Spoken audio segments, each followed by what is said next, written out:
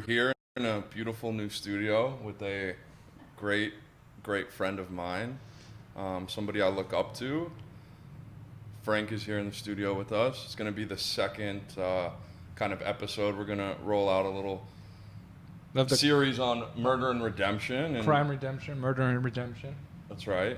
And I think, the individuals that we know have very, very powerful stories and were once liabilities in their communities are now assets. And I know, me and Mason were talking in the car on the way here, talking about kind of, to fill you in a little bit and shed some light on my story is my drug addiction and using got so bad that, my mom moved me and my brother back into the family home to do drugs, to make sure that in the middle of the night that she could come check on us, to make sure that we were alive, because she didn't know which son was going to die first. That's how kind of dark and morbid it got in my world. A lot of confusion, a lot of just despair and struggle and fear, and like to come out on the other side, to be able to sit across from Frank. He overcame insurmountable odds, but I mean, we did as well. Yeah, no, that's the way that I brought it up was there was, a time not too long ago where doing something like this, like having a show or trying to add value to people's lives was something that was like unthinkable. Like my life was rather sad, small, miserable, and pathetic. And like, lots of time spent with like humiliating myself, lying. I don't know, just kind of sad. And like the pinnacle of my life was essentially having lots of heroin and cocaine, shooting drugs in a bathroom for hours, watching Joe Rogan podcast. Like that was my life. Like that was the coolest thing ever. And like, so I think, we don't have PhDs by our name, like we were talking as well, to like make us well qualified to talk to people like Frank or the people that we're going to have on our show. But because life is not small, sad, and pathetic these days, you learn a lot of things and you go through a lot of life experiences and have practical application of those experiences to make change and then maintain it. Well, yeah, and to touch on that as well, I'm the type of guy also, when I was like struggling and I would go into a doctor or a therapist, like I feel like we can connect more with people that have struggled similarly in our ways because we have the experience. Like for me to go in and talk to a doctor or somebody that's read, that understands maybe the brain and physiological effects more than I do, has never walked a day in my shoes. They can't understand,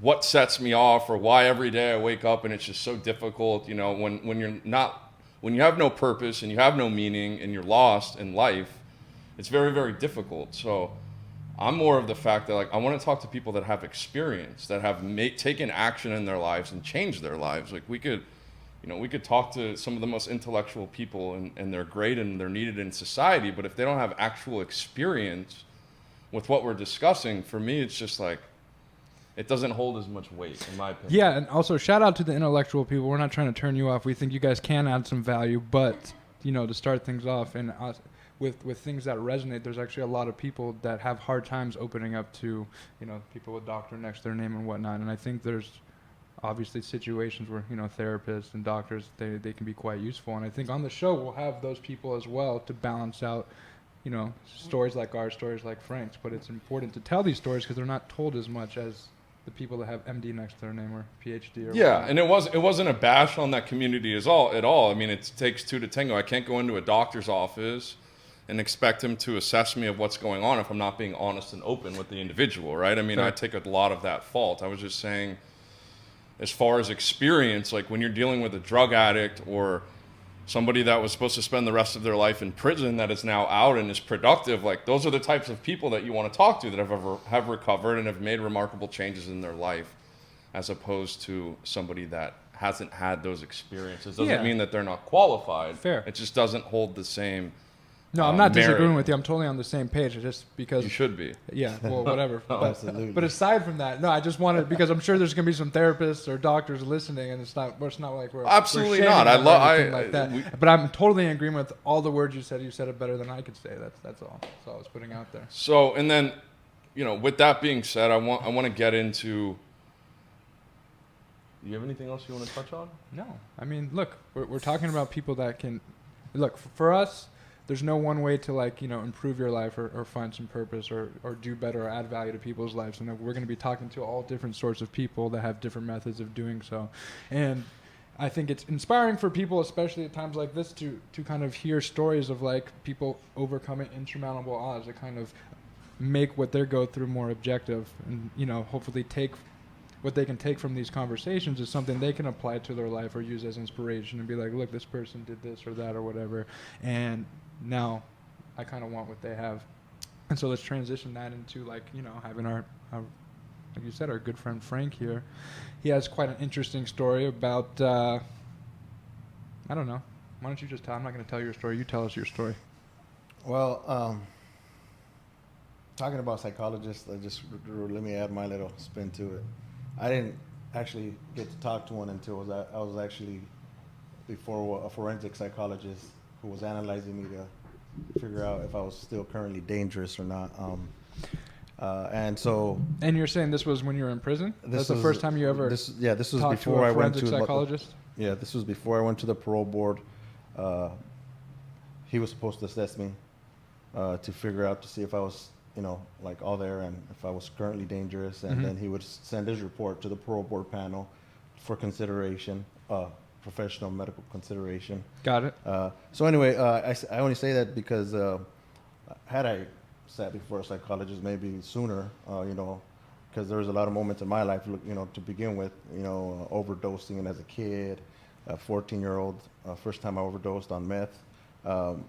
Nobody came to the doctor, to the hospital, nobody, approached my parent, my dad, or, send out CPS to see why is this guy, why is this 14-year-old? Yeah, doing meth, overdosing. Meth. Yeah, they just released me. So I wish there's a lot of times during my life that I was like, oh, well, maybe somebody should have intervened. Sure. Maybe I should have got sent to the juvenile justice system a lot earlier.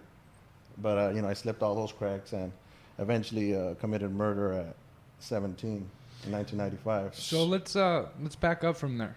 You talked about the first time you talked with a professional was when you were in prison. Yeah. And one of the most, I don't know, loudest, insane, crazy things you did was obviously kill someone. But you weren't always that person that committed that crime, and you weren't always that person you are now. So you want to kind of back up and take us through the build-up. Yeah. So, I guess I was born into a huge family, 6 sisters and 3 brothers. I was right in the middle, number 5. All my everybody else, I have 4 sisters older than me, and my oldest brother, who was my stepbrother. I never knew he was my stepbrother until I was actually told. But so there was always this love-hate relationship with him. I really never understood why he always gave me such a hard time. Seems like it was a lot of tough love.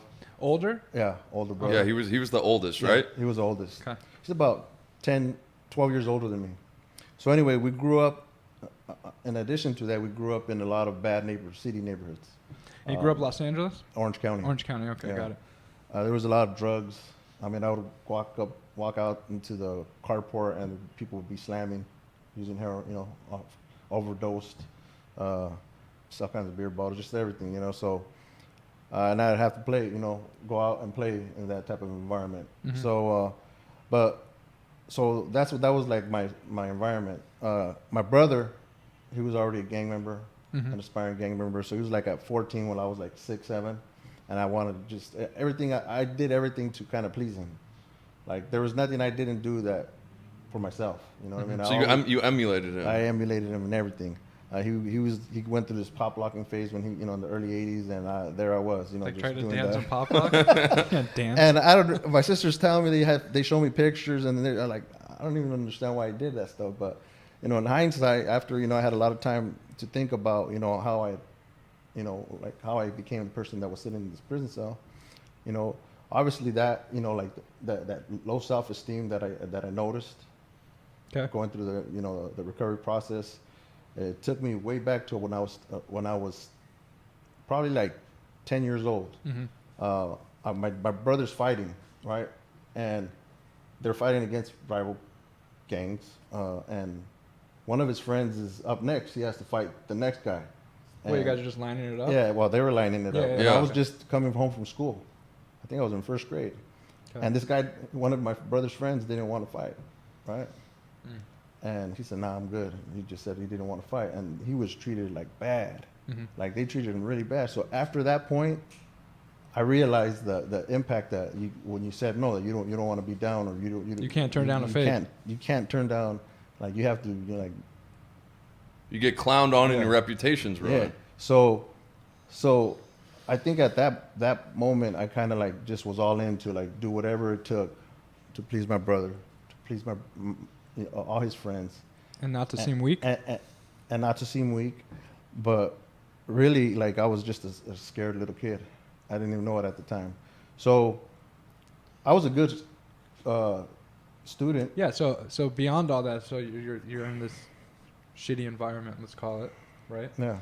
But from what I know, you somehow still found a way to meet the president at that time, be like almost like an honor roll student. So you weren't really committing crimes yet. Well, Like, see, that how just did that happen? Yeah. Well, we moved out of that neighborhood and into another bad neighborhood. This one was a little bit better. And my mom was still around. This was before she passed away. And even though, like you grew up in those type of neighborhoods, you're like living both lives. You're already seeing what's going on in the neighborhood, and you're seeing, like you have to be a kid and go to school. Okay. So I was a good student. And Bill Clinton, I think in 1991 or 93 or whatever, he came to Orange County, and they did a big old parade for him, and they did all kinds of cool things for him. And he gave me a certificate or whatever. He recognized Personally, me. Bill? Yeah. And it was you and only 5 other kids in the whole district, 5 kids right? in that district got it. Yeah. And I was one of them. For sports, for being a good student. And you're how old at this time? I was like about, I don't know, 10, 11. So this is 6 years before you start putting in some work Yeah. and committing homicide. Correct? Yeah. And so what the fuck happened between 11 and 17? Well, my mom passed away. Okay. She passed away actually on my 11th birthday. Really? Yeah. So right after Right after all this. wonderful shit was going Yeah. on, and you get this presidential award, and then Wait, I want to ask one. Yeah. I want to touch Yeah. on something real quick. When you were growing up, right? Did you grow up in a house with a lot of love? Because from my understanding, your mom, everybody came to your house. It was a house that was open to everybody. People were loved there. They were shown attention there. Your mom was always cooking for people. Like, you grew up with, from my understanding, like, your dad was a very hardworking man as well. Like, you grew up in a, Yeah, not a broken home. Yeah, it wasn't broken at all up until the point when my mom passed away. Right. Before that, it was like the center of like the little neighborhood, like the universe. She would cook for all the kids, all my sisters, all her other friends would be over. They would be like doing things with my mom, just doing fun stuff, just girl stuff, and she would be like encouraging them to like just do all kinds of cool stuff. She would have me helping her do whatever needed to be done around the house, mostly gardening, planting flowers and stuff like that. And then during the weekend, she would force me to be what is it called? Help the priest. I don't know. Put out Altar that boy? the altar boy. There you go. How do you not know I what the never altar wanted boy to is? do that. Hey, I know. You know I- what's funny? A side note. I think of you as the altar boy, but we met in a Jewish rehab program, Yeah. and you were singing in the Jewish choir for High Holidays, and that was one of the Hey. best things ever. So yeah, You know what? But you're you know, versatile. That's what I was trying to say. Yeah, I am. But you know what? I was actually challenging my insecurity. I still suffer from it up until that point, and I knew that Really? only contrary action would get me out of there. Mm. And so Beit Shuva, the Jewish residential treatment facility where we're at, Yeah. was like the perfect ground to like Challenge challenge that. myself. Because Yeah. up until that point, I was, on the prison yard with a bunch of Mexicans that looked like me, talked like me, Yeah. and everything was the same. So put in that environment, I was like fish out of the water. I didn't mean to get you off track. I want to touch But- on that in a bit, but but- let's get back there, and then we'll. But that was touch pretty on- cool. Yeah, that was great. So you said your mom wanted you to be the altar boy. So That's where we were at. So I would do whatever she wanted me to do. I just didn't like being an altar boy, but I would do that too. And then she would force me to go to catechism classes, and I would go religiously because she wanted me to. She even got me my first job. I was a paper boy. Really? Yeah, she talked it's called Orange County Register. She talked them into giving me a job, and there I went. And eventually, all the paper route that I had, that whole area, I knew all the guys, older guys, and that's how I kind of like started connecting with the gangs. Because Or of my your gang. paper route? Yeah, because every day I would be around there Ain't that some delivering shit? newspaper. But anyway, back to home. Yeah. It was a very warm place, very warm place. My mom, I always remember my mom like this. She was always in front of the stove cooking something with one of my nephews or my little brothers in her arms, reciting the rosary silently. You know, and she was always like doing volunteer work for the church, cooking for them, just doing all So kinds. Yeah. she sounded like she was a religious woman, but also lived her life with spirituality, because that's Yeah. you know, that's how we embody it in our lives. Is, you know, you live with spiritual principles. You Yeah. know, caring for other people, loving your neighbor, right? All these things that we learned growing up that, you know, I got away from doing, but I realized, you know, when I practice those esteemable actions in my life and I'm connected to the next person next to me, I feel in that moment like I'm okay. This is what life is really about. You know, Yeah. that kind of started my journey into living with spiritual principles. But Which then Absolutely. it is seems amazing. like once his mom died, he kind of lost that example of embodying everything you just said. Is that fair to say? Absolutely. I mean, when she passed away, and then like I really took it personal because I had a big old resentment against God because Really?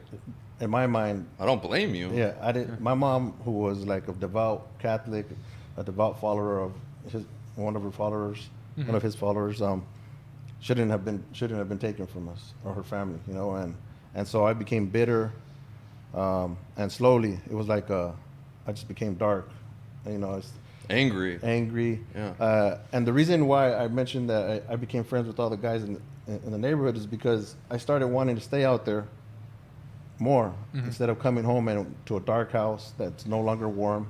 Got it. Everybody at home was suffering in silence. You know, everybody didn't know how to like, hey, how are you doing? You know, are you okay? Do you need to talk? None of my siblings, you know, even the older ones, didn't have the capacity to, you know, or to you know, like really see that I was in pain. So Yeah, no one could help with the grieving process. yeah, so I was, you know what? I just started staying out a little longer, and little by little, it just, you know, I don't want to come home. I just come home when I have to go to sleep.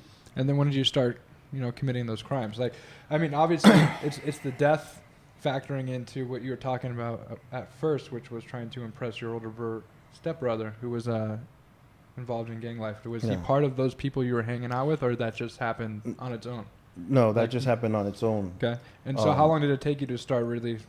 About Like 2 going years, dark. like a total of 2 years. So by the time you were a teenager. About time I was 13, 14. So what did crime look like when it started for you?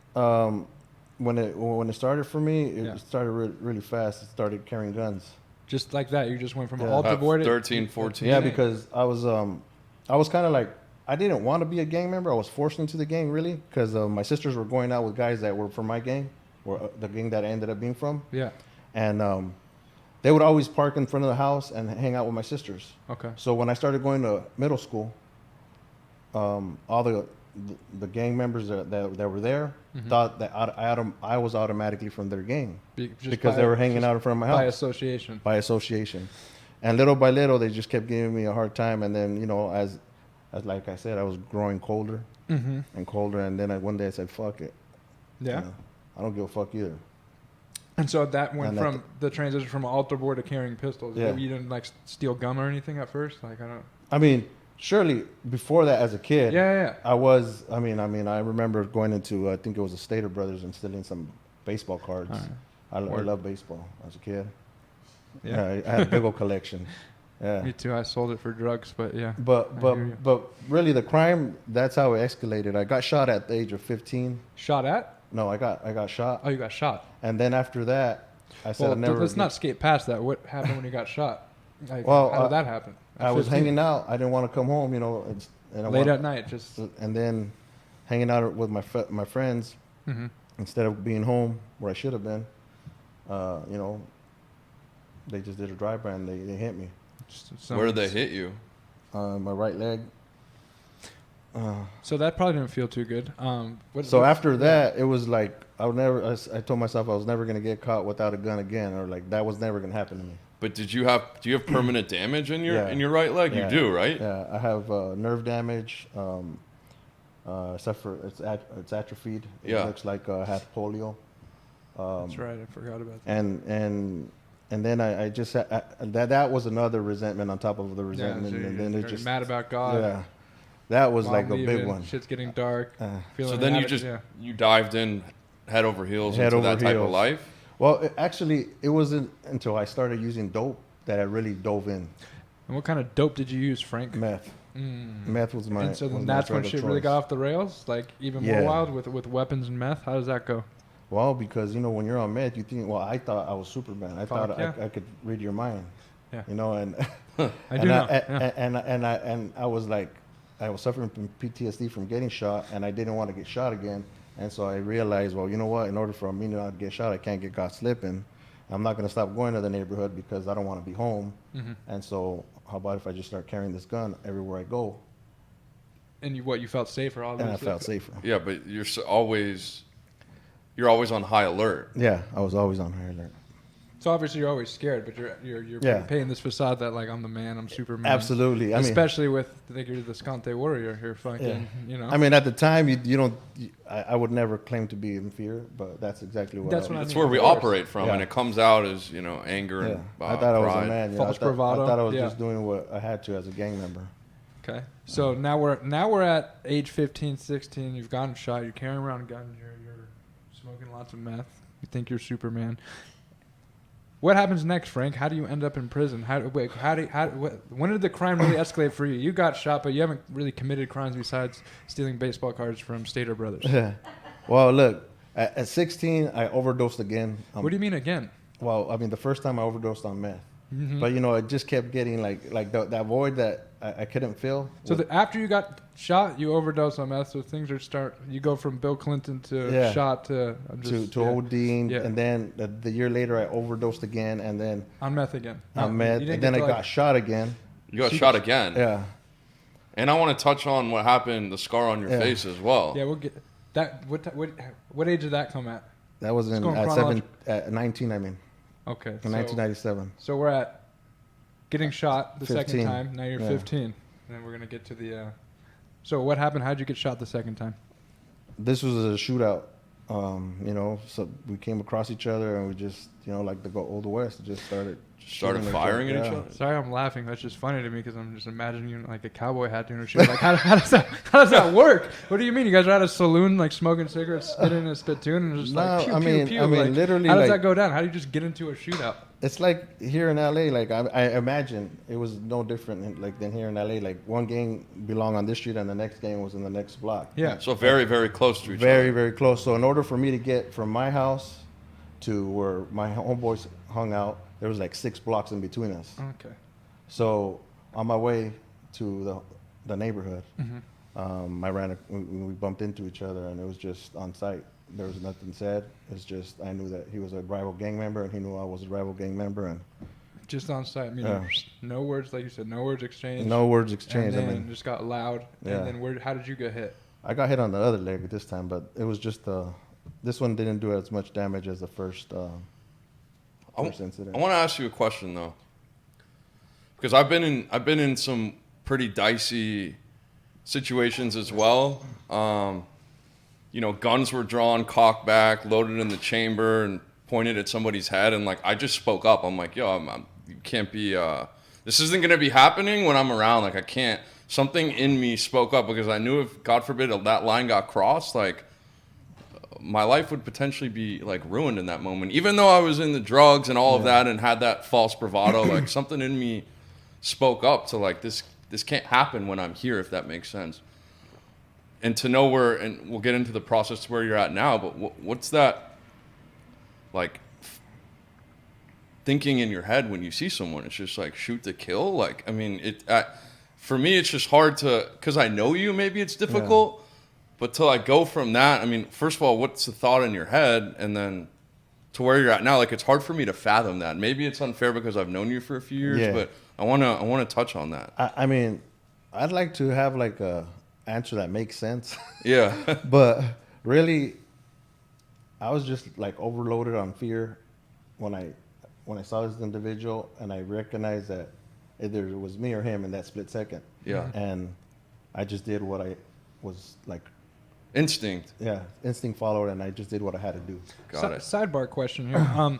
Do you think operating from that place of fear is typical of how a lot of people in gangs in the areas you grew up in, how they operate? It's a fear-based situation, or Yeah, just the typical majority, of I your would say, I would situation? certainly agree with that. I think the majority operate from a place of fear, there's a small percentage that they're just, They're you know, just psychotic? psychopaths. That's you know? Sociopaths. Yeah, sociopaths. Yeah. They're just, that's just them, you know. And yeah, Okay, so you get into the shootout, you get shot for the second time. Now, you're about 16 years old. You said the situation in Tijuana, which you can see on that beautiful face, there's a mark there if you look at the camera. You want to get to that, but that was at 19. You Yeah. committed murder at 17. So yeah. I guess we should jump to there. I mean, All were right. you putting in work committing crimes before that murder, or was that like your first? No, Serious absolutely. crime It to was put like in a work. buildup. All right, was- so let's touch on that. I mean, it was just a lot of, you know, just, I guess, gang activity. That's all you could, I mean, But for like there's probably a bunch of people that have no idea what gang activity is, right? Like maybe Shane and I do, maybe some of the people in this room, maybe you do. What's gang activity like for Frank? okay, so I guess the best way I could describe it is, so I told you guys that I live like, my house was like at the border of my gang. a boundary Yeah, of- boundary. Okay. And the cops, the police department, the gang unit used to call my house the Gauntlet. Really? Because people would just pass by every weekend and just shoot it up. So that's how it looked. And because that was happening, you know, I couldn't just let that, you know, go by. So I had to retaliate. So, Okay. so I guess that's the best way I could describe it without Is retaliation. Yeah. You're putting in work wasn't committing burglaries. No. It wasn't. I think you were telling Shane it wasn't really financially motivated. No. I think Shane. Yeah, you're not selling like pounds of weed and No, making money. I did a lot of dope, but I never sold anything. Yeah, for I mean, there's different roles in different Yeah. gangs, right? Your role wasn't to make money; it was to No. retaliate to retaliate. gang activity, right? Exactly. Which is get your house getting shot up, and then that Yeah. probably looks like shooting back. It's not saying, "Hey, why did you do that?" Right? Yeah, It's no, like, that wasn't nice. No, Yeah. and I guess this is, and then to add to that, it was just so that happened so often. The last time it happened, my dad just said, "This is enough." They had thrown a pipe bomb in my house. Really? Oh my God. They had the week before that they had shot it up with 2 AK-47s, over 100 rounds, and my dad said, "It's it. I can't take no more." So my dad lost on the house. Yeah, I feel bad to this day because he could have probably been paid off already. sure. But yeah, we moved out, and then after we moved out, then my trips to Mexico started. Aha. My two of my friends went on committed a crime here in the States, and they had to go to Mexico. And you're saying your trips to Mexico weren't fun weekends in Cabo or Cancun. There were No. different types of trips to Mexico. I'm making an assumption. Am I right? Yeah, Okay. you're right. I mean, Tell me about these I would trips to just go Mexico, hang out Frank. with the fellas that could no longer be Hang out in the States. Yeah, Ah. Okay. And on one of them weekends, we were at a bar, and there was locals like next to us, Mm-hmm. and one of my friends is white, Mhm. right? And all of us kind of, I guess the Mexicans over there, the locals, they call us plastics, like fake Mexicans. Do you Right. guys? Yeah. That's not nice. Yeah, that's not nice. That's Yeah. not cool. And I could, I'm, I understand Spanish perfectly. And I was listening to their conversation, what they were saying. They were talking bad about my boy, and I was at this time, I've just begun to drink, and Mhm. then 2 hours into it, after the meth came out and everything was, the party was in full swing. Yeah. These fools kept talking shit, and I just got tired of it. And I said, like, well, fuck you. I let him have it. Chinga tu puta perra madre. And then it just escalated from there. We went outside, and I thought I put up a good fight, but Well, you got beat I up. was so fucked up. Yeah, I looked like the Elephant Man. And with the 80, they had to take me to one of the clinics up there. They charged me $2 per stitch. It was like 160 stitch. Was that where you got the scar? Yeah, $160 for the Yeah. stitch. So I don't know which way you can turn to the camera, but you kind of just skipped over a pretty large moment in your life. I'm sorry to bring up a painful memory, but how the fuck did that happen after you said chinga puta madre? Well, I mean, it fighting? escalated that fast. It was a Fast. fight, and then it was Yeah. So you were fighting, and then what? one guy did this to you? Who held you down? Like what? Yeah, And why do well, you think they did that? I ended up fighting like 4 guys. I Okay. thought it was 4. I don't know how many guys were on It me. was just Yeah. more than one. But one of them had a knife. I don't know how it happened or when it happened, but it happened. That's how fucked up I was. And so they held you down. I'm assuming slice did the slice. I assume so. That's what you assume. So, and then you make it to $2 a stitch. You said how many Yeah. stitches did you need? 80 stitches, or I don't know, for 60 stitches somewhere. So I'm pretty smart for my age. So it was $160 for your stitches. 80 stitches. Jesus Christ. Okay, so this is now 19 years old. You haven't been incarcerated at any point in time, but now let's skip back 2 years to 17. Now you're putting in work, you're doing a lot of retaliation, and you go to prison for committing a certain crime around that age. Let's hear about that. All right, so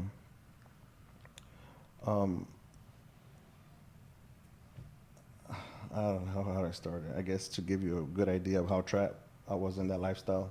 Yeah. I'd been released on I think it was May 16th of 1995 from the hospital after a week stay because After you overdosed or after you got shot? after I had another surgery.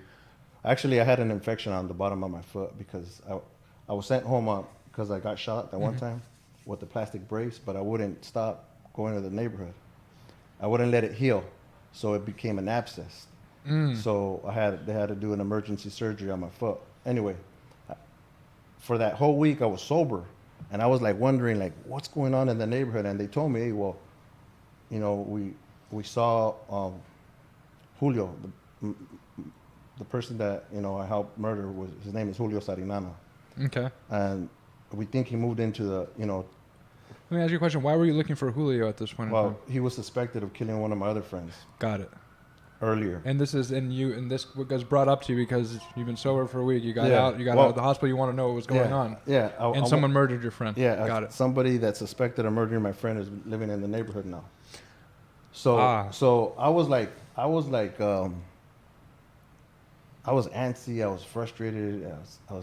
I wanted to know. I felt like if I was missing out on like some big events that were happening in the neighborhood, and that's how addicted I was to that lifestyle.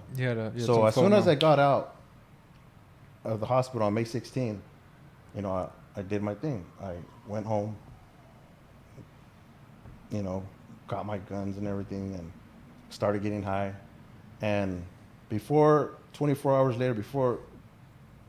less than 24 hours later, we found Julio and we had to murder him. And how did that come together? And what exactly happened? We noticed that he had gotten into a vehicle with 2 other individuals. And before you even noticed that, like, what was the thought process? And like, okay, we're gonna find this fool. We know where he lives. We're gonna Yeah. catch him here. Like, how? I mean, they had already been determined Yeah. while I was in the hospital that they had. Oh, this is what you were missing out on. Yeah, this You're like, is- yo, I can't be missing out on this plot. That's why you went and got your guns. Okay, Yeah. got it. Fair enough. Keep going. So when we found out where he's living and everything, and sure enough, here I come. I'm driving my dad's car, and he's getting in the vehicle with 2 other individuals that at this point I don't know who they are. We follow him they ended up going to a grocery store like about 2 blocks away. He decides to stay in the vehicle. Julio. Julio. Okay. Yeah. And me and my friend looked at each other and there was like, this is perfect. This is like perfect. It worked out. So my friend gets off and he handles his business, and we leave.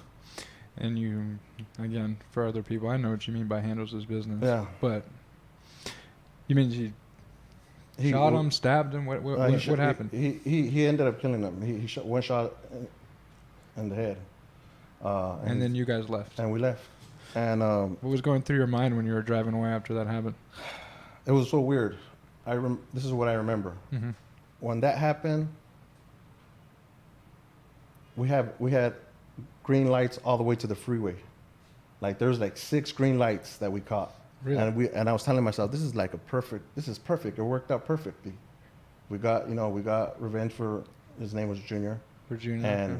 And we took care of this dude that, disrespected us, but and he had the audacity to come back and move into the neighborhood. Yeah. And he thought everything was cool. So and we get green lights out of the scene of the crime. What a clean getaway. What a clean getaway. That was what was going through your mind. Yeah, but like within a few hours, I started feeling like kind of weird. You know, I had realized that I crossed the line. You know, Yeah. like the line that I couldn't go back. You know, like and uncross. So you're talking about this invisible line that you couldn't cross after this murder was committed, right? And you said you started feeling a little different a couple hours later. It went from what a great plan, how great this was Yeah. executed, to what? What happened? Like I started thinking like what my mom used to talk about, like, you know, like sin and like how religious she was. Like she crossed my mind. Like I saw how, like I had let her down. What did that feel? It was like pain, remorse, guilt, shame, all of the above? It felt like if she was before me, I wouldn't be able to look at her eyes. Like It's like when a parent would say, like, they're not mad. It's like, I'm disappointed in you. yeah. You know? I mean, but this is like knowing her and the relationship that me and her had together. It's like I couldn't like even You couldn't look bear at her. looking at her or even talking to her Right. because I had done something so terrible in her sight that I wasn't worthy. Just And that you felt you were unworthy. After that, though, would you say that your drug use, like, spiked. went way through the roof, Spiked. right? So like from that point forward, you carried even more guilt, shame with you. And, Yeah. And so Yeah. I mean, I just was always drunk. I was always high on anything. Mhm. At that point, it didn't matter if it was heroin, if it was meth, if it was alcohol, Mhm. or all of them together. that's how you coped Yeah, with what that's you how I did. coped with trying to forget, and not really think about what I had done. And Because you didn't Julio was a forget. good guy. Me and Julio actually went to catechism together. We had several. So that whole altar boy journey, you actually knew him yeah, from. me and him came. I mean, me and him were cool. Mhm. He just happened to kill my friend from my gang. But me and him grew up together. Oh, so you knew him as a Yeah, I knew as a him kid growing up. as a kid growing up. As a Wow. matter of fact, I had a great. I mean, we were at catechism and some other kid from some other part of the city. Mhm. He was getting crazy, and I was like, well, why don't you just wait till we go outside and we'll handle whatever you want. Sure. And it was me and this kid we had a difference. So, but Julio stuck by me. He didn't jump in or nothing like that. He didn't help me, but you could see that he was there to support me.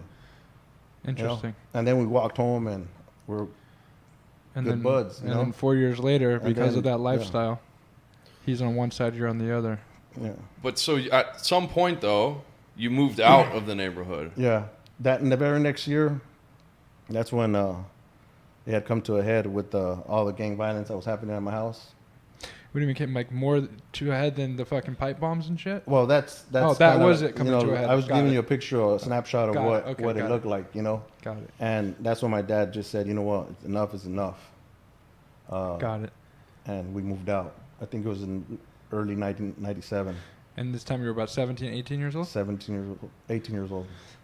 And so you got arrested years later, from my understanding, correct? 1999, November. So you were free, so you were responsible for this murder and, living this lifestyle for a few years, 2-3 years after. What happened in between that time, and how did you end up getting caught? So one of my friends, from my gang ended up tipping him off to me. Really? Yeah. He got caught. He was using heroin. He was doing his thing. And he started telling on a lot of people, telling the cops about a lot of crimes that were happening in the city to get leniency. And one of those crimes, he happened to mention my name. And, Really? and they helped him. They gave him some leniency in some of the cases that he was picking up. Mm-hmm. And then after that, they came for me. Well, when they come for me, I had already from 1998 December till the day that I got arrested in November 30th, 1999. I had turned the page. Like I had, because my friends that I talked about were in Mexico away. Those were my 2 road dogs. Yeah. And then moving out of the neighborhood kind of gave me enough space to kind of gather myself. Kind of Get some clarity on get what some you were clarity. doing in your life. Kind of find that person, the Bill Clinton kid in you again, I Yeah. guess, right?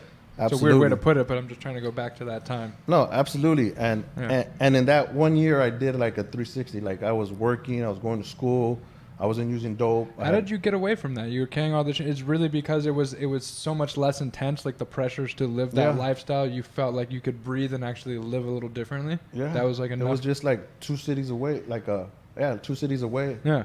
That much space. That's all it took for me to kind of like have enough space on my own. No And my shit. friends, obviously, them leaving because we were like thick as thieves, I guess you could say. You know, any suggestion any one of us made, Yeah. we're all in. You know, so that was like a big factor that, you know, how I was able to stay out of trouble.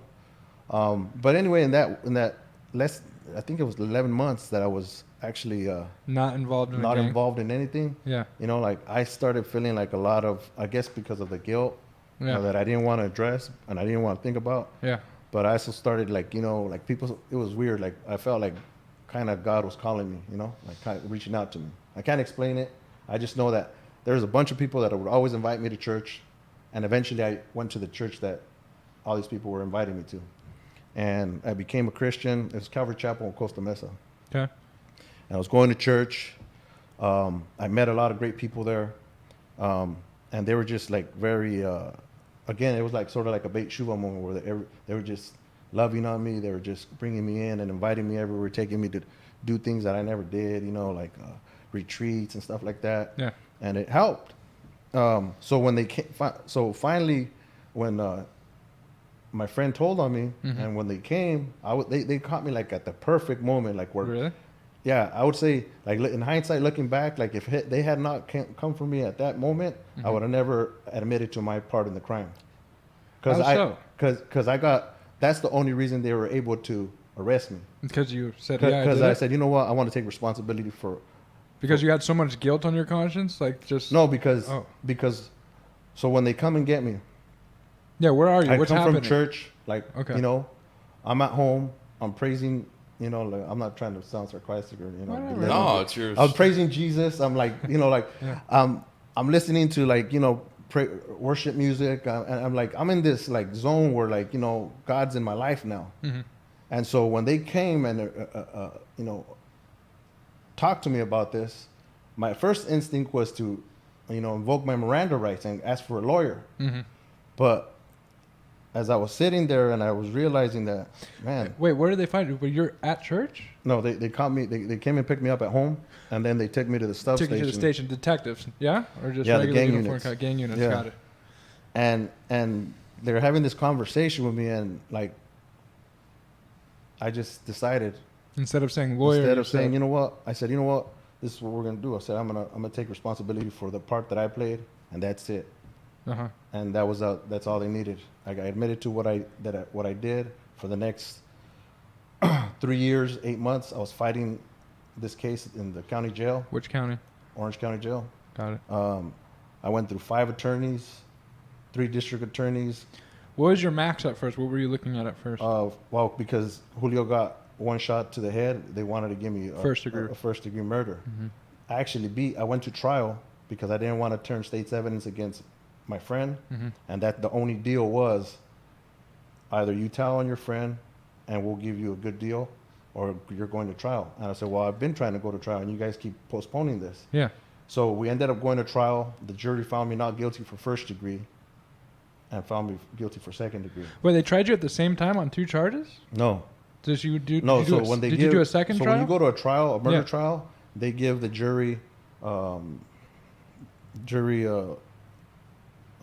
know, the option of, you can find them guilty for first degree, second degree, Got it. manslaughter, involuntary manslaughter, and all the lessers. So you beat first degree, but Yeah. but when so what? Your how long was your trial?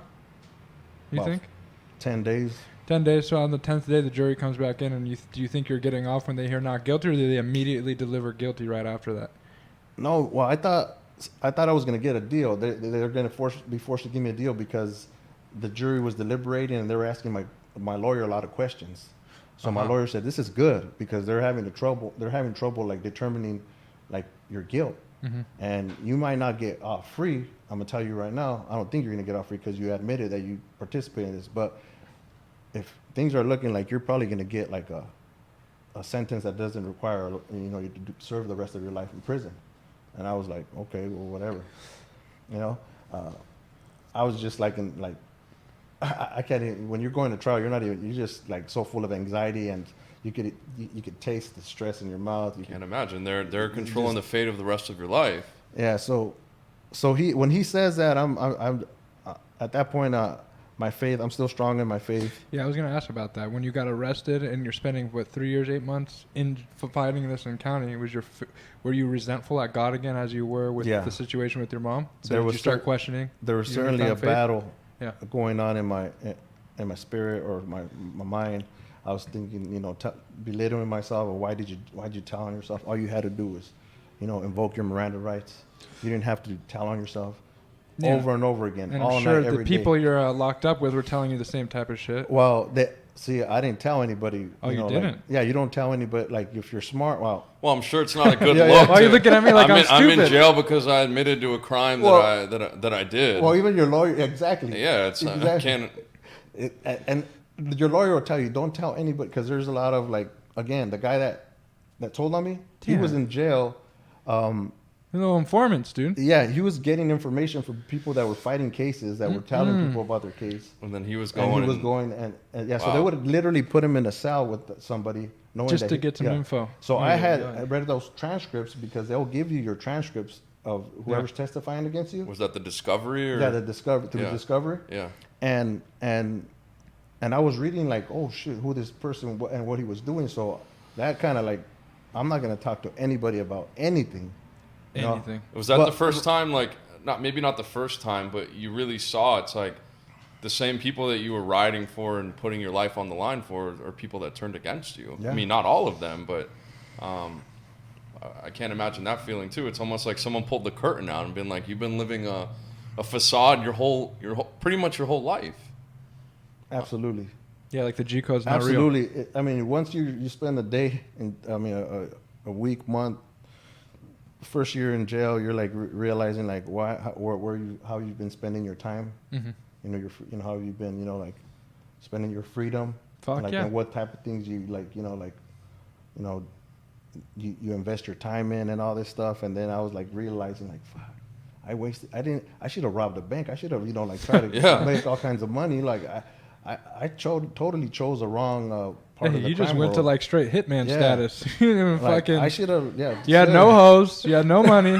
What are you doing, dude? Serious, dude. I was Yeah. like, that was one of the biggest things that I regretted too. Like, I'm like, I'm gonna, if I ever get out, I don't have any. Where's the money. financial gain, right? That's what I was talking to you about Shane earlier. couldn't wrap his head around it. He's like, I just fucking, make money. I mean, because do when I this. was doing whatever it was that I was doing, it was always about the money. And in my head, it was like, I mean, it was cocky and it was probably naive, but I was like, look, it'd be my first offense. I got money. God forbid anything ever happens. Yeah, he has So the you lawyer might as money. well push it to the limit. Like, I'm not taking chances here to make 5 or 10 grand. Like, let's ramp it up and just see what happens. Yeah, Right. absolutely. But I wanted to also ask you, wild. what were your homies and all those people from the neighborhood still like looking out for you when you were inside, or were you just left to? Obviously, I'm sure you knew people that were inside, but it's like, were people from the outside, your friends, the people you were doing work with, and all of that, were like, okay, he's gone, someone's gonna fulfill his role, and we're moving on? Yeah. Or were people still, looking out for you and taking care of you? Well, because of the choice I made to kind of like just part ways with the gang, because at that point they knew that, well, he told on himself. You don't do that. Yeah, sure. Even though I didn't tell on nobody, I didn't testify against nobody, and I was doing the right thing that I considered to be right. Mm-hmm. It wasn't so kosher with them. So they didn't like. I still have friends that I talked to, that kind of like sent their regards, but there was no like support. But No money in the books, no phone time. nah, but regardless, even when you're like a rock solid dude, like I was in there with a lot of like rock solid dudes that did like.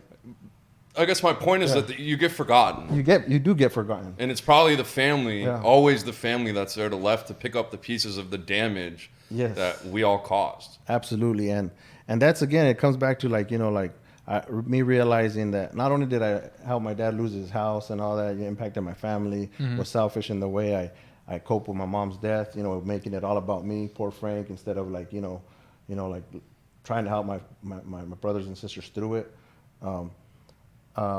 Again, they had to come to my aid, and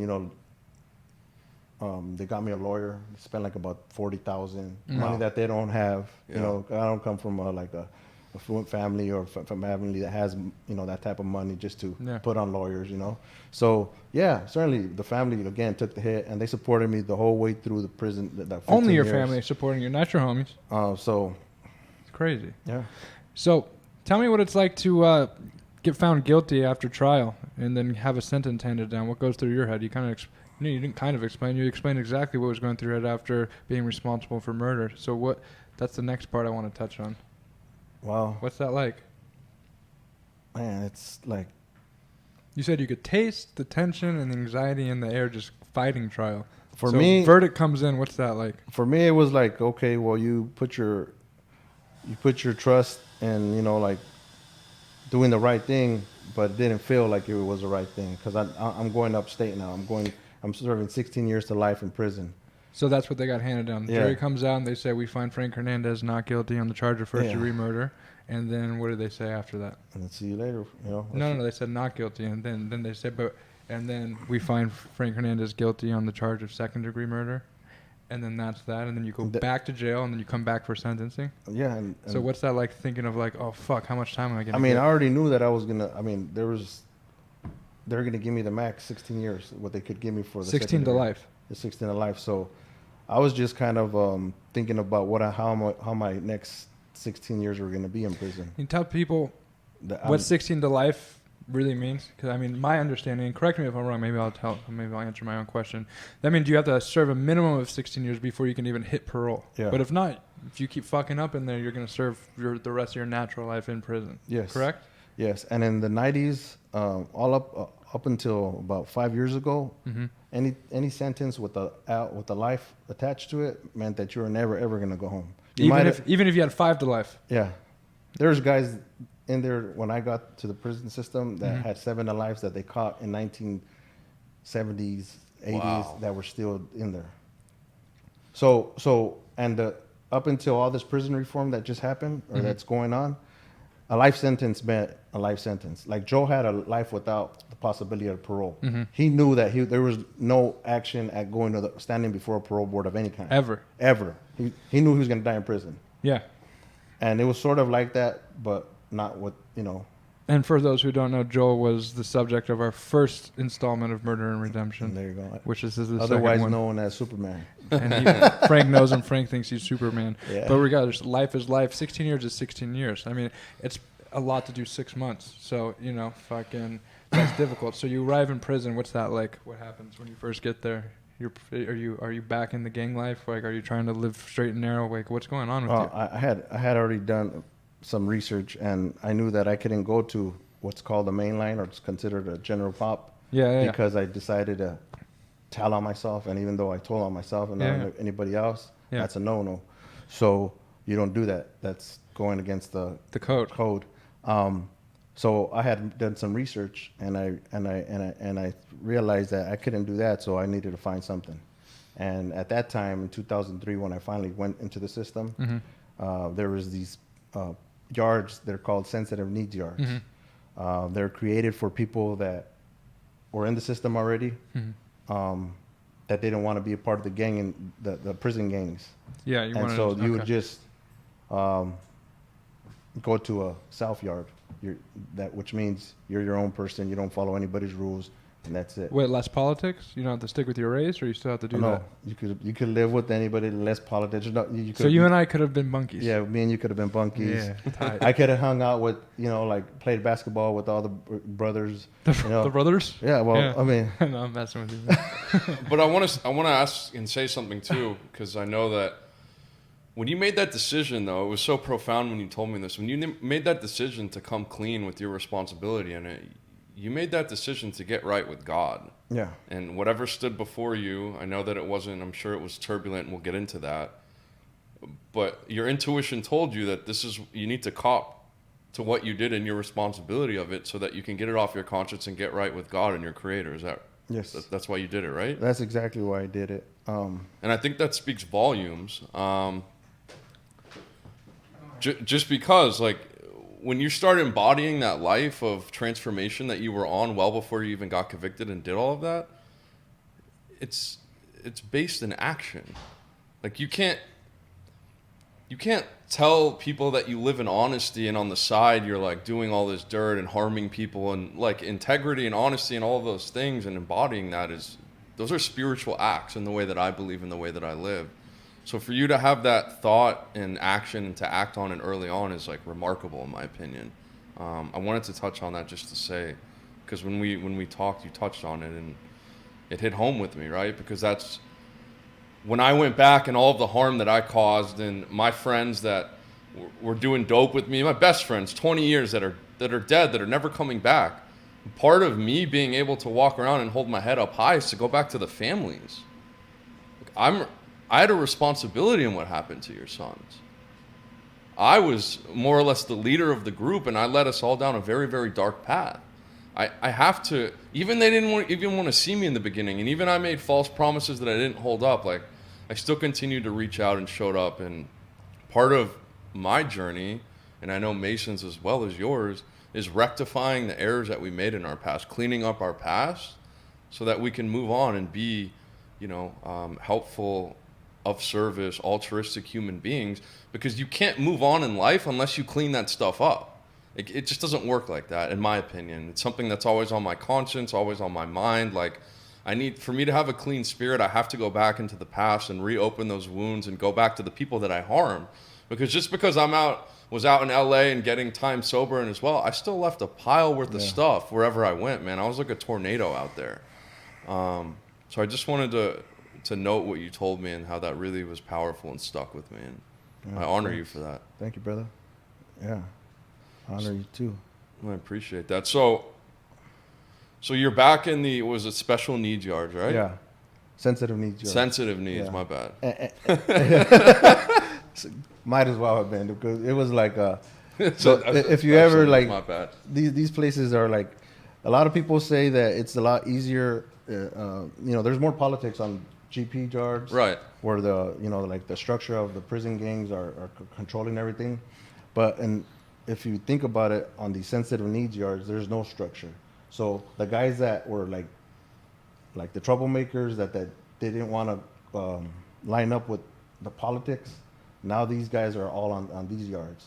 The ex leaders of these guys that somehow got caught up for a mistake they did are on these sensitive needs yards. So these yards are comprised of just dirty ass. So you got characters from all walks of life there. It's not everyone like you that turned gave up on the gang life, wants to try to straighten their out, get right with their wrongs, figure out where they're going to go from. You still have people that are seedy, shady, and some of them are like sleazy. Some of them are resentful as hell and waiting for all those other guys that are going to get caught up soon in the GPs to touch base on one of these yards to get them, because they feel that they're there unjustly. Anyway, so these yards are like just zoos. Everybody like. So it's not safer. No, it's not safer. Yeah. And then there's there's new prison gangs that being created on those SNY yards. Yeah, new SNY gangs? yards. Yeah. So it's not like you're gonna live in harmony. You're gonna you're not on easy street. Yeah, for the most part you are, but it's not. It's still prison. So I got that. Go ahead. No, go ahead. Sorry. What I wanted to say is how do you, when you were there, right? You're still in there. You still have a long time in prison, right? And you didn't know that you were going to be getting out. And it sounds like you were back to kind of the resentful phase, right? Like, I trusted you, God. I stood up and did what I needed to do. And now I'm here in this place. How do you work through that and hold on to some sort of semblance and hope? Because that's really the message that I want to drive home to anybody. Like, people like you, Joel, Caesar, Lance, Chuck, I could go on for a list of 100 other people, but how do you, like, your story's not done yet, but how did you come to that realization, and what did you do while you were in there to sustain? Because you had to go, and we'll get into it, you had to go through an interview process to even get out, and it's a rigorous interview process. It's not like, oh, okay, you're good to go. Where was the mind shift? What was going on in your daily things to get you to that point? How did you overcome the resentments and anger while you were in there? Yeah, so you're right. After I got there, for the first like 7 to 9 years, I think it was, I was just like a sour, resentful person. Like, although I still held on to my faith, it was like a battle between me and God, right? And for at times I would falter. At times I would always have this little small hope that one day things would change, and that was enough for me to stay out of trouble. I never got in trouble while I was in prison because in the back of my mind I realized that you can't just give up. You made all the right choices up until now. Maybe you don't see the results you want, and it's not like the door's not going to open by itself. So you just I think I want to use I didn't know it back at the time, but I heard it when I got to Beit Shuva, hold on. Kind of like I just knew that I had to hold on and just day by day take it day by day, not make any rash decisions, not resort to any behaviors that I couldn't, like I knew I had a conscience, so I knew I couldn't like kind of live on both sides of the Were you track. faced with situations where you had to Yeah. deal with conflict and actually be violent while you're in there, no matter how much you didn't want to? Yeah, I think everybody does when you're in prison. I mean, Yeah. you don't have to act on them, but you're certainly like pressed. And sometimes you're put in like situations like with cellmates that you don't choose, that they choose for you. Yeah. Super aggressive dudes, just dudes that you wouldn't want to like be in the same room with. Sure. And so you're going through this mental struggle, this spiritual struggle, and then you have to almost resort to a physical type of struggle as well. Yeah. I mean, I never everything. got physical, but it was certainly, I feel like it was more like a mental and spiritual. Like the Okay, so battle it that made I it was- harder on the mental and spiritual. Yeah. Everything else you're going through, doing your time and questioning your faith and everything Yeah. you want to do, those situations come up. So how did you not give up? Other than just holding on? Like, how did you keep seeing the light?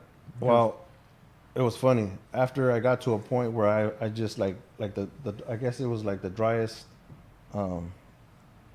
spiritual moment that I was going through. Mm-hmm. Finally, one day they called me up to committee. A committee is like you go every year, and they decide if you're gonna come down in points to a lower custody. And what are points for people that don't know? The prison you're housed by. Well, you used to be housed by a prison a point system that the prison has.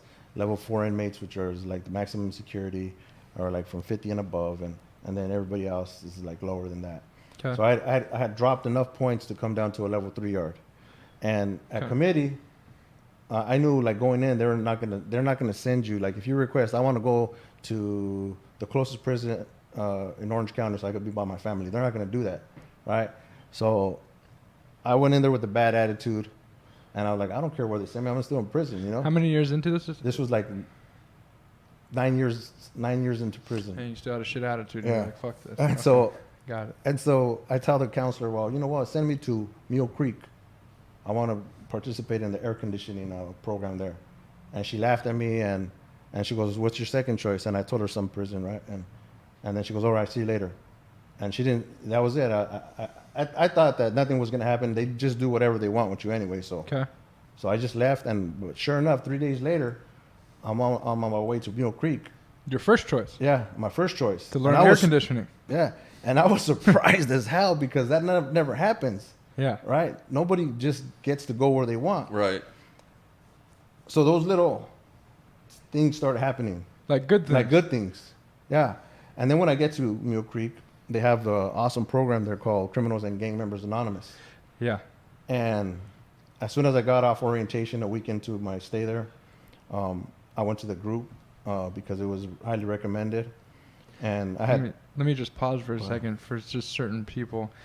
A lot of people are familiar with Alcoholics Anonymous, but Mhm. this is essentially the same thing for criminals and gang members, Yeah. to put it lightly. If you didn't catch that, if people didn't catch that, I just Yeah. want to make sure they catch that. yeah, And so go with there. So you go to your first CGA group. yeah, and they're talking about in step 1 of CGA, they talk about the lifestyle addiction, how somebody could be addicted to a lifestyle, the gang lifestyle, Mhm. and how powerful it is. Mhm. As I'm listening to the host, go on, I'm like, man, he's hitting all kinds of nerves. It's like he's talking about me. Yeah. Yeah. And up until that point, I've been to a bunch of AA and NA meetings, and I never really got the whole, once an addict, always an addict trip. Because in my opinion, Yeah. I got sober a year before I went to the joint, and that wasn't my reality, my truth. Mhm. So I hated like hearing people like, oh, I got a 30-day chip, I got a 60-day chip, and I'm in Like, the group thinking like, motherfucker, my friend told on me and I'm in prison. Yeah, I told on myself, but Yeah. that's my problem. That's the problem that I have. Yeah. I don't care about your 30 days or 90 days. Good for you, you know. But when I came to CGA and they started talking about it, it was like that. Like your first group, Yeah, my first group. it connected to you. It connected to me. I realized that I was still suffering from a lot of the belief system that comes that's created in a gang lifestyle. The manners, the habits that come with it, that I still struggled a lot with because I was in a setting that promotes that. Even though if I was in an SNY yard, everybody is an ex-gang member and nobody knows how to not be a gang member. And even though, so it makes it difficult. Their worldviews are still the same. Nothing's changed. Exactly. Got it. And so I was like, okay, well, kept going to groups. I started really paying attention to some of the guys that were hosting these groups and how they behaved outside of group. And I was sold because, they were like, they said what they meant and they followed through with action. They embody it. Yeah, they embodied it. And so like, and were these guys also lifers as well? lifers, yeah. People. So so these people you're looking to for like inspiration or kind of wanting what they have. Like these people are doing all this, not just to get out, but like just because they want to be better people. So it's actually for a true purpose. Is that fair to say? And certainly, and the another piece of that was that these guys were so focused on getting out. My sponsor Lance, I think he had like 7 parole board hearings before he was actually found suitable. Mm-hmm. So he would tell me about, what they asked, what they were expecting, how not to try to fool them because, they see through bullshit. And really, what it comes down to, if you're being sincere, you don't want to have to manipulate your way out of prison. You want to be sincere and let them see that you're sincerely a changed person. Speak the language of the heart. People can feel that. Exactly. And so CGA allowed me to kind of tap into my story and to go back and put the pieces of the puzzle together. And I realized that, because of that group, I was, I suffered from low self-esteem, insecurity, a lot of resentment, and I was very judgmental towards myself. And that's why I was sitting in prison, I was insecure to the point where I would do whatever any of my, first and foremost, my brother, what he wanted, just to be, just to get the attaboy validation from him. Yeah. And then when it wasn't my brother, it was the guys that I put in a certain, pedestal. And then it was just like that getting that gratification from, oh, you did that, oh, and it was never for me. I was always just playing this role because I was insecure and I didn't know who I was. Sure. I want to say something too. I get it. I'm with it, and that's your journey as far as taking a deep dive internally is similar to mine and Mason's. I mean, and really for what I want to say to anybody out there too that's struggling or wants to change their life or whatever it might be, but I tried moving across the country. I tried getting the new car. I tried the new girlfriend. I tried getting a new job, but I never looked at how I was operating internally. I had like you, self-esteem, fear issues, fear. I was really conflicted because I was fear of failure and fear of success. So it's like, fuck, where do I go from here? Yeah. But that being said, like the only way to really change is to go internal and take honest stock of what we have. Like, why did I operate from that? Well, let's go back. No, I never sat once in the many treatment centers that I was at and honestly asked myself, like, why did I operate in the world the way that I operate? Yeah. I never took time to think about that. I just thought if I got off the drugs and got some time sober that everything would fall into place. But my core mechanisms of how I operated and how I viewed the world were wrong. They were delusional. And then I also struggle from today I try not to. It's very hard, but I'm able to do it. Like if I live in my mind, I'm in trouble. Where I really live is in my spirit and deep down within. Like here, I believe it's connected to everybody around me and connected to something greater than myself. But my mind, half of it sells me bullshit, and then the other half buys the bullshit, and it will do that all day long. So I had to figure out and get a way to correct, I guess, my baseline thinking process, how I perceive the world, and how I operated in the How world. do you do that though? I mean, how can you suggest, like, what would be a suggestible action? Because I know you know how to do it, and you can sit here all day talking about doing that. But just for like a takeaway. Well, so let's talk about resentment, right? Sure. So if I'm resentful at somebody or something, right, they might have done something wrong to me and it's justified. But somewhere along the lines, I probably set that in motion somehow. Whether I had expectations that they didn't meet, whether they hurt my pride or my ego, like there's underlying things to why I get angry or resentful or in fear. But it's because I'm coming from a place of lack or something that I expected I didn't get in return. But most likely than not, it has nothing to do with the other person. It's me. Yeah. And so I need to look at that and see, well, how, because think about this chronologically though. Yeah. Do that process over, I didn't get sober till I was 29. So imagine how much stuff that there is there in 29 years. And 10 of those years I was running around doing more drugs than Charlie Sheen. than Charlie Sheen. Like I was, But really, I was emotionally a child. Yeah. The way I looked at the world when I didn't get something that I wanted, it was like an 8-year-old, right? I didn't get it. So as a grown man. as a grown man. Yeah. And so these were things like, wow, they started to be mind blowing when you start like really looking down on like the small minutia of day-to-day things of like how I operate in the world. And it sounds like you had the same process. And that's what I urge and implore anybody out there is like, if you want to change, it's possible. Like we don't hold a monopoly on this shit at all. We're just three like individuals that are here seeking purpose and connection. And we have stories that took us maybe further down than other people went. Yeah. But like our story's not over. And if you want change, you really have to look internally at yourself and see how you're made up. Take inventory of that type of stuff. Absolutely. And then, then you can start working on it. It's like wanting to go to the gym, right? You hire the best trainer, you're at the best gym, you're at Equinox, right? Yeah.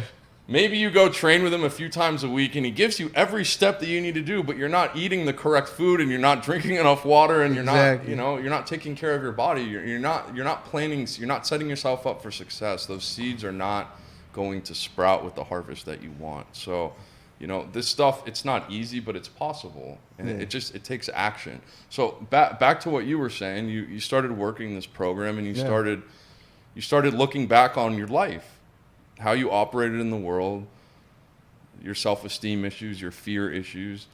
And you probably realize, you can answer it, but you probably realize that you didn't even have an identity. Like, who is Frank? Right? I did. I realized that I didn't, my identity was totally based on what others thought of me, and in the neighborhood, and I had forgotten, about Frank, that, the good kid, the paper boy, The one with the big heart. Wow. and when I went back and I realized that, I started kind of slowly shifting and realizing that I was not always bad. And that was enough to kind of help me shift totally into like, well, if I continue to do the things that I was doing back then, even though my mom's not here no more, I could still like You can still be good. improve. I could still, like pick myself back up and I could become a decent person. Correct. And little by little, it was like that. It was like the realization that the power of choice, that I could do good. It was simple. I made it difficult when I wanted to, when I didn't want to put in the work, when I didn't want to put in a little extra effort to study my workbook, my CGA workbook, instead of, being on the yard or whatever. Or if I, being resentful towards myself, feeding that, like that voice in my head would just kind of like belittling me all the time, which I realized that I had a problem with, right? Once I started thinking that way, the volume of that voice started diminishing, and I started taking suggestions from guys that were working the program, and really, like, that's what really helped me. Like when I saw dudes like Lance, Stevie Mexico, and others that had an influence in me and in my recovery, like do the work, like what it looked like, it was like, man, I thought it was like going to be so difficult, you know? Sure. And it wasn't. It It's was almost just- elementary. Yeah, which is it's mind blowing. It's like when you realize that it's just like basic shit. Like, don't be an asshole. You know, say good morning to everybody. That's that simple. You know, who cares? You know, he's not having a bad day. Just realize that. You know, give him some space. Don't take it personal. Like, I started having to really like pinpoint everything that my mind got caught up on throughout the day in prison, and kind of like just letting everything that didn't make sense or didn't you know, lined up with where I was going. Sure. Kind of like just putting it on the side, and the steps too. It was like you know, we were talking about, you know, the simplicity of him, you know, like being resentful, or working from destructive self-will, or from spiritual principles. Spiritual principles ain't like these holier than thou things that, you know, No. only the, you know, like the guys that, you know, like only the practice- Pope can Yeah. access, or the Nah, holiest yeah. rabbi. Yeah. No. Nah, I realized that it was just like, you know, being kind, Yeah. doing, tolerant, doing things for myself that are gonna, you know, A little more create humble than you used to be. self-esteem, you know, Yeah. all these things. You know, I started reading. I started, you know, like, you know, finding out that I was interested in certain things, and I would like kind of do some research, and then that would make me feel good. And you know, like, the funny thing is, like, once that starts happening, it's kind of like a snowball effect, and you just, you know, you start doing things different. Your life starts feeling different. You start feeling different, and you're working out. You're actually trying to, you know, not eat so many carbs, and you know, it's just like you start thinking Not like me, but different. yeah, like yeah, who yeah. the fuck is this? Yeah. You know. And that's how it happened for me. And then again, like, I was getting these little like, I would call them like wings from God. Like, I wasn't supposed to stand before the parole board until 2014. Yeah, that's what I want to ask you. How long were you practicing on these principles in this program before you actually had an opportunity to get out? So I got to Mill Creek in 2009, and 6 months later, I was already like practicing. I would consider myself a serious practicing practitioner of the CJ steps. And 2009, by 2012, when they finally called me on a fluke, they made a clerical mistake. Like, they shouldn't have even called you shouldn't up, even and they call called me. you up early. That was another wink from God you're talking Yeah. about? Yeah, okay. They said, you know what, you're going to the parole board. You're like, what? And I was like, I didn't say nothing. Obviously, I was like, okay. And when I went to the parole board, first I had to stand before the forensic psychologist and answer all his questions. And that goes back to what we were talking about in the story. The first time you ever saw a damn psychiatrist, Yeah. 12 years after. Yeah, at the age of 36 or 35 or whatever. And, you know, by this time I had done a lot of the work, and I was able to just lay it on him and, you know, like, But be just honest. tell him my truth and Yeah, be yeah. honest and let him do whatever he wanted to do with that, right? And he found, and he he spit out his report, and he says, I find you not currently dangerous. You know why you're here. He sent that report to the parole board. 30 days later, I'm before them. Really? And, But you still didn't get out for another No. 3 or 4 Three- years, right? well, I didn't get out. I got found suitable on August 8th of 2013. Okay. I mean, 2012. Yeah. And then 30 days later, they're like, oh my God, It was a mistake. it was a mistake. You shouldn't have been here. Oh, so did you have some hope? Like, oh, I'm about to get out of here? Yeah, because the Oh, law no says, way. yeah. Because the law says once they find you suitable, they have 1 year to release you. Oh, wow. What? Yeah, and so I started filing, you know, all kinds of paperwork. Yeah. Habeas corpus petition and all that stuff. But all along, my spirituality had just gone skyrocket through the roof. So even after having that much disappointment, after figuring out that you're not supposed to be, or you're not getting out, you're No, still because- good? You're still practicing the program? Yeah, I was still practicing the program because now I consider it God's sign to me that things are going to be okay. because- Even when it didn't work out No, in your like favor. you knew, even though that was Yeah. a setback and a blow, I'm sure you knew that you were going to be taken care of. Yeah, I already knew, like, you know what? It's amazing. Yeah. You're like in the zone right now. And you're in the zone in prison. Yeah. Wow. And that's all the sign that I needed right there. I just hope just poured into my heart, and I just continued to do the right thing. Obviously, I wanted to get out Yeah. within that year, but it didn't happen. So what happened next? When was the next time you saw the parole board? I didn't.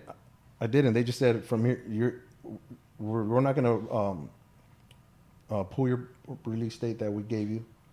I know they said we know that we made a mistake, so you're just gonna get out in 2015 At your 16 years. At your so there's no minimum more eligible- life. There's yeah. no more life attached to that. Well, there was the possibility of it, but if I messed up, if you I started did something stabbing to- people and doing yeah. some weird shit, yeah. So you were Prove, just yeah. you knew that the way that you were living and the people that you had surrounded yourself and the spirituality that you were embodying and living, you knew that you were going to get out. Yeah. What was that feeling like when you heard the gates close behind you and you knew you were getting out, like you were a free man? Well, Fairly freer free. than you've been in the Damn. last 16 years. Man, it was amazing and scary. Really? Yeah, because everything, like, I was scared because, like, one thing is doing the work, and I thought I was prepared for all the, I guess, everything that comes with, like being a nice guy, like people hug on you, show you affection. Mhm. But when you're actually receiving it, it's like a bright light that you never saw. And you're like, it's too bright. Give me some space. I mean, you even came out to a world that had cell Yeah. phones and iPhones. That Yeah. wasn't your world before. It was a little different. It was. Yeah. Yeah, it Difficult? was, but I had guys like you guys. It was Where- difficult. You came straight to Beit So Shuva, wait, yeah. you got Yeah, you yeah. got released from, was it Mill Creek? Gill Creek. No, it was VSP. Because V- of the prison overcrowding, I was sent to another Is prison. that Vacaville? No. What is that? That's VSP. That's Valley State Prison I don't So know. you got released from Valley State Prison and then you came to Beit Shuva. to Beit Shuva and then you started living with people Like us. like us. And for people that don't know what Beit Shuva is, this is, and people listening, this is a ex-Hispanic gang member that just went through prison for 16 years and he ends up in a Jewish treatment facility with Yeah. lots of Jewish people. Yeah. I'm half Jewish. The Jews don't fully accept me, but he's full Jewish right here. And I just want to point that out. And so what was that like, meeting people like Shane and myself and other people? I mean, you guys certainly made it a whole lot easier. I'll tell you guys that right now. Because Even me? Yeah, certainly. I mean, it was. You guys, I don't know if you guys could tell, but I still suffer from that insecurity. It never goes away, So Okay. being around people, Jewish people, you feel, obviously because I'm Mexican, not Yeah. because I have anything against Jewish people, but it's just because, you just feel like a fish out of water. Yeah. You're the only bald Mexican at a Jewish residential treatment facility, right? Yeah. But you know what? God knew what he was doing because I needed to be in that type of environment to rid myself of this insecurity and this low Yeah. self-esteem, this low that I always attribute to myself. And this is this is what I wanted you to expand upon it earlier, but I wanted to bring this back up when I was making the joke about you singing in the choir, and you said that helped with your insecurity. Yeah. So let's really talk about that. Yeah. You're you're a not Jewish guy. You're the only bald Mexican. Thousands of people at high holidays, and you're Yeah. singing in a gown in a Jewish choir Yeah. in a language you don't know. How did that Exactly. happen?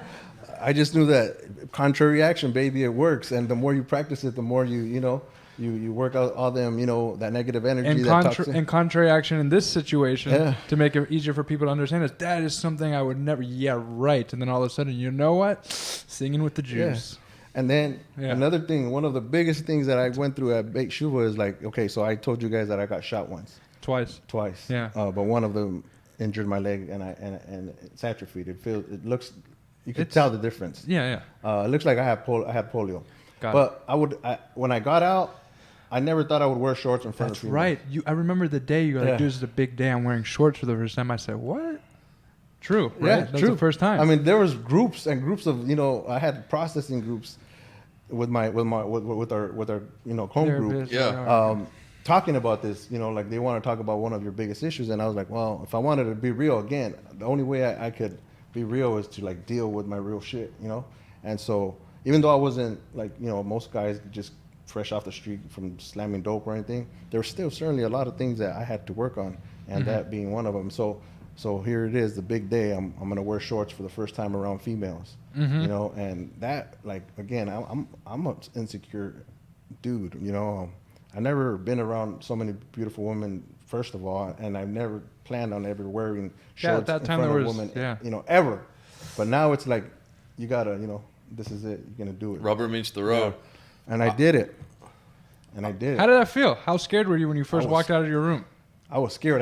I went downstairs and then I ran right back up. Really? and I stayed for like about 10 more minutes. Heart beating and Yeah. everything. And then I went back down and I just did it. And it's like, you know, like I was like hearing like this, like, I don't know, like a type of noise in my, Your ears are ringing. yeah. But that's something so like we can laugh about it now, right? But It's a something major, so small like that, I bet affects tens of millions of people. little like, things, little insecurities, Little actually big ones, insecurities yeah. like that the fear will cripple them, and they'll never even go try it. Like, for example, you know, you want to go to a new workout class or you want to like get healthy, right? But you're so insecure of what people will think about you that you might not even ever go to that workout class. Or just try something new that you like. Even for us, doing something like this, there would be a point in time in my life where I'm too scared to like, if I fail, this person's gonna think that. But like, fuck it, dude. Like the effort in trying it because we love the process of doing it. That's more important than the fear. That's how you walk through a fear. Right. You know like what I mean? this process is going to be silly. It's going to be stupid. It's going to be a waste of time. But what dawned on me when we were talking too is like, you have a responsibility.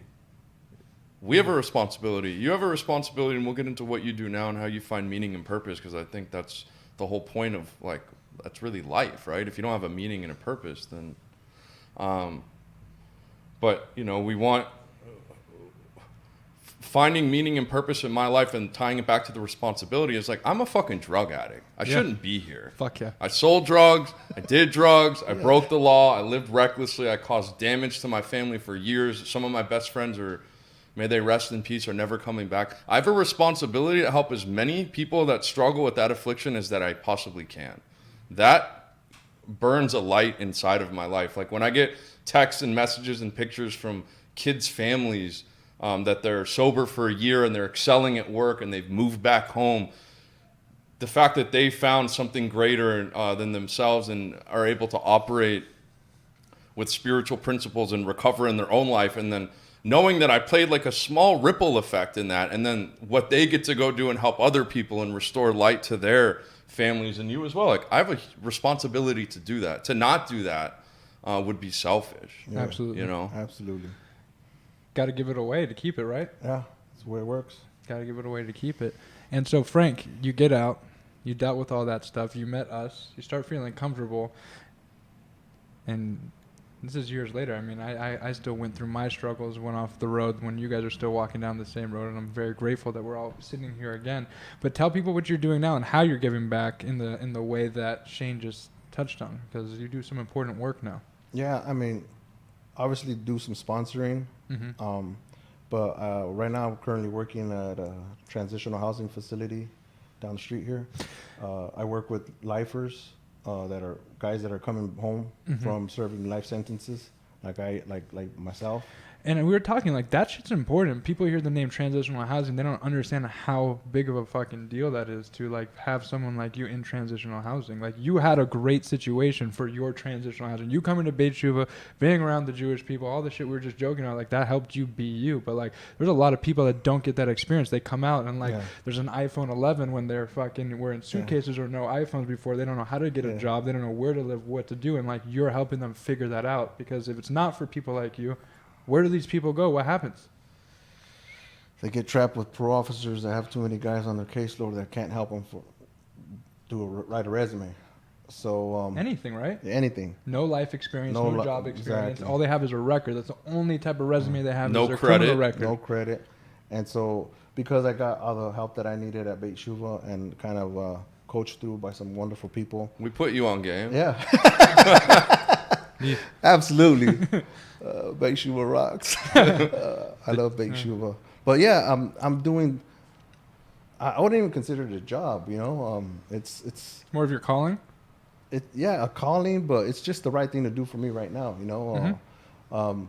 Helping guys transition, build their lives, you know, just the small things, you know, obtain their identifying documents, start a credit line, open a bank account, you know, like normal things that people listen to, just like, what do you mean? How can these idiots not have a fucking bank account? It's like, well, that's actually the truth for a lot of people. And you know why I think that's so important, though, for somebody in that, because we touched on it to start the show, and now that we're, you know, kind of toward the end, is like, I can only imagine when I see the eyes and desperation of somebody that's a drug addict, doesn't see the end of the light at the tunnel, I know that I can help them. I've been there. Same. It's the same when somebody's getting out of prison. Instead of dealing with just parole officers and a parole board, like, you're there to like hold their hand and be like, yo, Yeah. I was in whoop-de-whoop. This is how long I was in. Like, I got you. I'm sure that it gives some...